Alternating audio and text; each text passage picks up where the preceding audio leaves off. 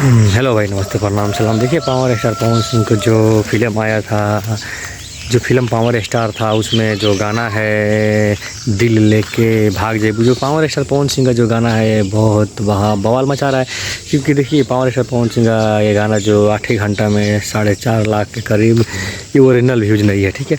4.5 लाख करीब। देखिए, power star Pawan Singh का छड़िया बुल किया, वो भी ज़बरदस्त ट्रेंड कर रहा है, 1 नंबर पे इंस्टाग्राम में ट्रेंड कर रहा है। ये पवन सिंह का ये गाना आते ही बवाल मचा दिया। आस्था सिंह और पवन सिंह का जोड़ी बहुत खतरनाक लग रहा है, क्योंकि अक्षर सिंह के जोड़ी भी पावर स्टार पवन सिंह के साथ जैसा मस्त लग रहा था, वैसा ही पावर स्टार पवन सिंह का ये आस्था सिंह के साथ में ही लग रहा है।